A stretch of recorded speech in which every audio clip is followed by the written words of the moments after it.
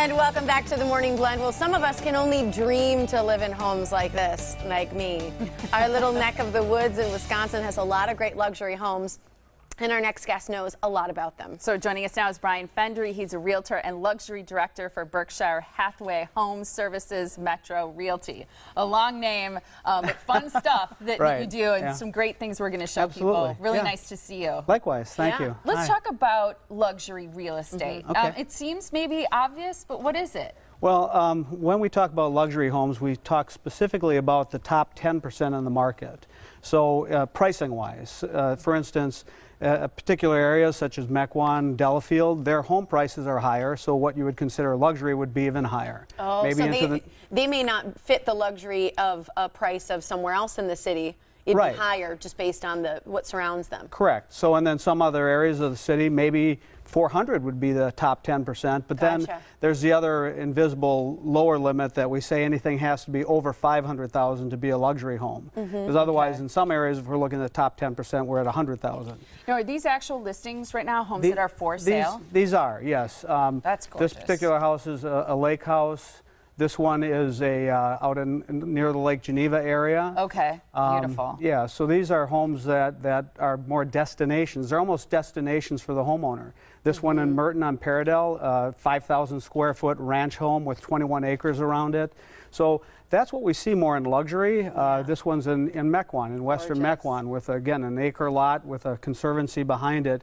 What we see with people in luxury is they're looking for an experience. Yes. Interestingly enough, nowadays people are spending less on their home and more, for instance, on vacations. Spending $100,000 to spend a month in Europe with their family. So when they buy a luxury home, they're looking for an experience in that home. They're looking for something with maybe an indoor pool or a big open concept kitchen where they can have all their friends and do all their entertaining. Instead of going out on the town, they do this at home. So a luxury home, typically when we're talking to people about luxury homes, we're talking about their lifestyle, things that they like to do, and that's what becomes more that luxury fit. Is the market viable for selling a home like that? That's a great question, because right now everybody hears about the lower end market, or the conventional market, we'll say, where you have multiple offers, they sell quickly. In the luxury market, we're finding that there's a lot more product out there, so we might have 30 homes that are selling in the same high-end price range, so you have to set yourself apart from the other homes. Yes. In order to get sold, you either have to be priced exactly right or be in such interesting character that people jump and they want to buy that one house. Yes. So let's say you own a luxury home and you're interested in selling it, maybe upgrading to an even more luxurious home. But getting the house prepped for sale, I'm sure some of your tips apply to whatever price range you're in, but specifically a luxury home, how do you prep it for sale? Well, people always talk about having a house staged, and especially in the luxury, but as you said, in all homes, you want to actually think about having it, the decorating done right, the design work. So for instance, with me, I bring in a designer.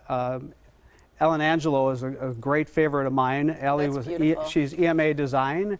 And Ellen came in and she helped us to choose pictures. As you can see in the photos, to the left you see the more of a yellowish, and on the right you see an Alexander beige, which happens to be a Benjamin Moore paint.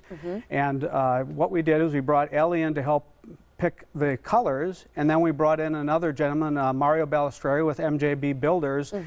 He is just a whiz with a paintbrush. A lot of times people want to paint them themselves. If you look at the high end, exactly. And what happens is sometimes people will try and paint on their own. I mean, it's great, but they don't have those sharp lines. Yeah, you can tell when it's been painted on its own. Right. So absolutely. And interesting how not really anything else changing, but mostly the paint and having the right color and how it transforms that space. Yeah, precisely. Because with staging, you're bringing in other people's furniture. With design, you're bringing in new colors. You're adding the pulls on the drawers. You're doing things that make that more pleasing to the eye. What a difference. Right, because when we're looking at a luxury home or spending more money, you're looking at a way to not have the confusion. Because remember, when you're selling something where it actually becomes more of a buyer's market in luxury homes, so we're looking at a situation you have to price almost exactly or even slightly below the market, knowing that you're going to be freeing yourself of that mental energy and then buying your new home. And most time what I'm finding with a lot of my buyers is they're buying homes well under their market value. We had a $1.3 million sale. The client bought in the 800s. But he knew even at that 1.3 million, he'd be bringing in several $100,000 to bring it up to the finished value. The level. Right. Even the photography, though, of those pictures that you took, I know a lot of people do like virtual tours and different things like that. How important is that piece of it? Very critical. Actually, Angela Arendis is our photographer, and she comes in, she takes such interesting photos. If I take a picture right now of this room, I'd probably get your necklace. Right, right. When she takes a picture of the room, she gets the entire room, and that's, again, your first open house is your online photos. Yeah, it draws people to come. Exactly. Absolutely. I love the message about selling, and you actually do a free market analysis of a seller's home, which is wonderful. You'll even pay for the first hour of a designer consultation, which is awesome. After the initial meeting that you have at someone's home, the designer then can make recommendations, which is great for how to prepare for the market. So if you want to get into a real estate career or change companies, you offer the opportunity to be part of your company to help build a profitable business. Also, people looking to either buy or sell a luxury home can get in touch with Brian by calling this phone number. It's on your screen. It's 414-467-8626, or visit him. You can actually email him too at brianfendry@gmail.com. You can have private conversations with you that way and ask questions that people have, which is great. Thanks for being here. Thank you. Thank you so much. My pleasure. Thank you. Absolutely. It's great to see you. Nice to see you. Move in next week. Okay. The biggest one you got. Exactly. There you go.